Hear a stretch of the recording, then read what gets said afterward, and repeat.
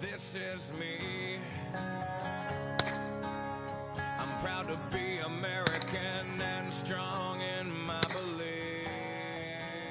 Hey guys, I got something pretty cool here today, man. This is a Mossberg model 152 22 long rifle. It's a buddy of mine's. He picked it up pretty cheap. I think he gave $100 for it, which is a pretty good deal.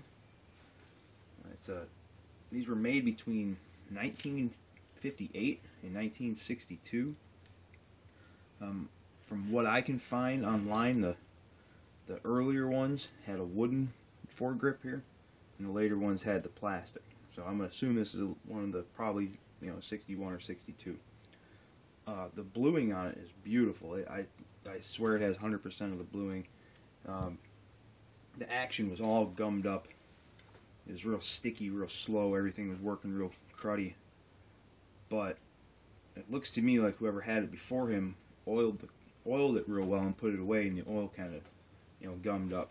So what I did is I took it apart, got everything all frog lubed, let it sit overnight, came back, and all the parts just wiped clean. One of my favorite things about frog lube, it just eats stuff. So I wiped it on all the internal parts inside the receiver. Came back the next day, went through, wiped everything out. Came out, the action's running real slick, the trigger feels real good. This gun also has this really neat factory peep sight here.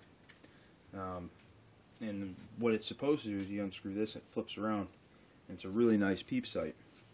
Problem is, a lot of these rifles, that peep sight fell off, primarily because they were missing one important thing back in 1958, Loctite.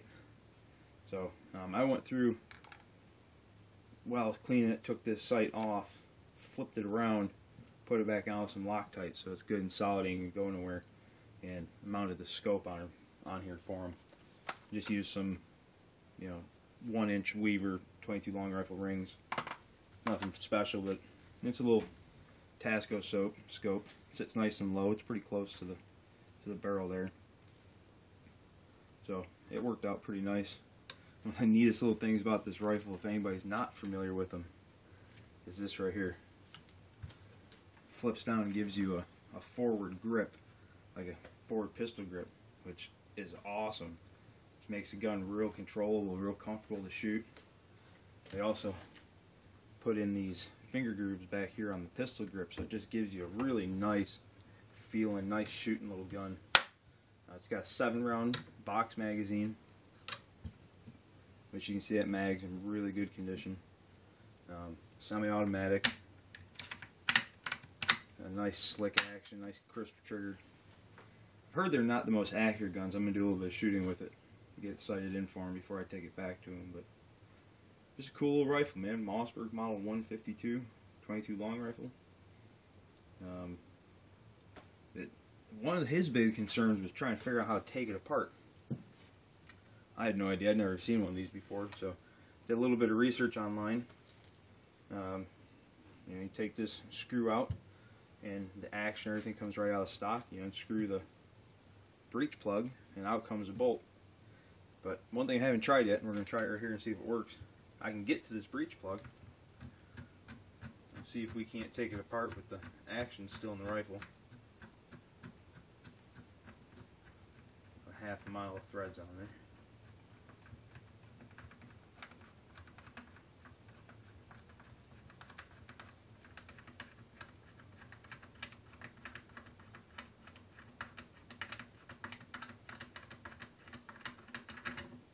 Alright, so out comes the breech plug. Slide the bolt back. Out comes the charging handle. Out comes the bolt. Really slick design. I mean, how much easier can it get to field strip a rifle? But your entire bolt and inside your receivers, throw some patches in there, run them through. But the bolt here, in all these little corners and crevices, everything was just packed full of this brown crud that I assume was just old oil that had kind of just solidified in there.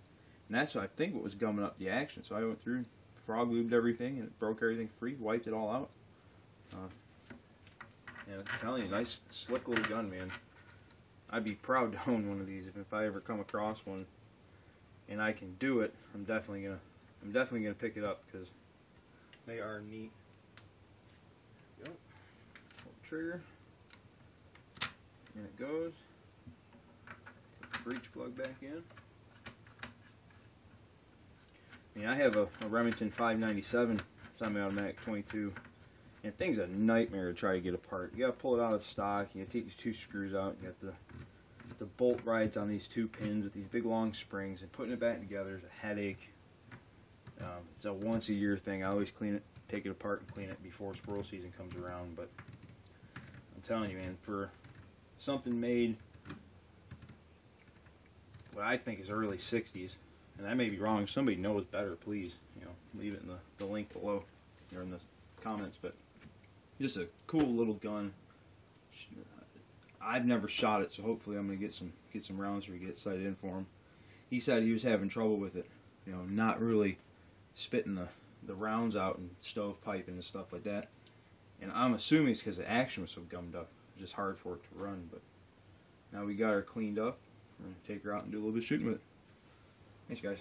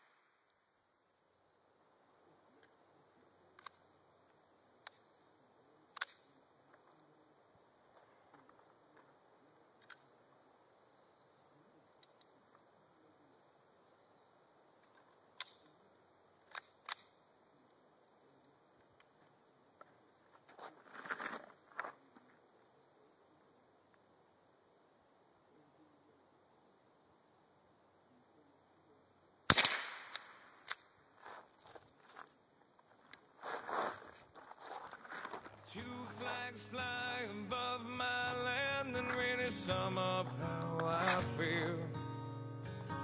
One is the colors that fly high and proud, the red, the white, the blue. The other one's got a rattlesnake with a simple statement made.